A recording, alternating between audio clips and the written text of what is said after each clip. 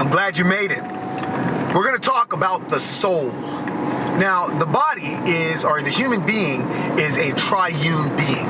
Triune meaning that there's three parts to our existence: the body, the mind, or the soul, and the spirit. So the body, or the flesh, is like the user interface to the world. It's how we as human beings interact with one another and interact with our environment. It has to do with the five senses: the sight, the smell, the touch, the taste, and the hearing. Now the soul, if we look at it again like an app, then the soul is more of the programming. It's the internal code that makes us work. It's our opinions. It's our mindset. It is the things that we like, the things that we don't like, the things that are favorable, the things that are not favorable. It's the way that we approach and the way that we think about specific situations, entanglements, or engagements. The soul is that entire collection of who we really are, what makes us who we are. The soul is, of the three parts of the triune human, the soul is actually the most valuable. Now, I'll tell you that it's more valuable than the flesh because it outlives the flesh.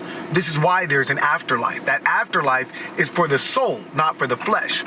Now, people that don't understand afterlife, the reason they don't understand it is because they're wrapped up in the flesh. What they see is a body that goes into the ground and decays. It's, as we say, from dust to dust, right? But that is just the flesh portion of the individual. That person, who that person is, cannot be contained inside of any physical element. That's your soul. Now, secondly, to the value of the soul is that there's actually forces, good and evil forces, that are fighting consistently for ownership of your soul. If you look around you, there's always someone trying to move your mindset or make you think this way or make you think that way.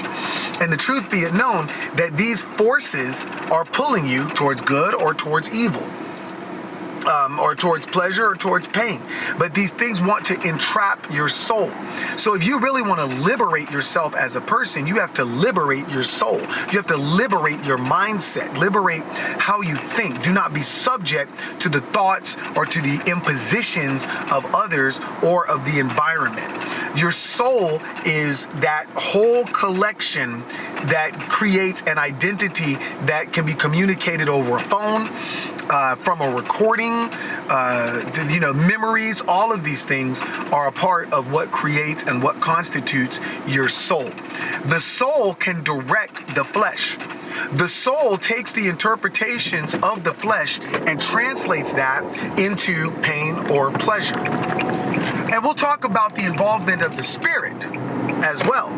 But that is another discussion for another drive. I'll see you soon.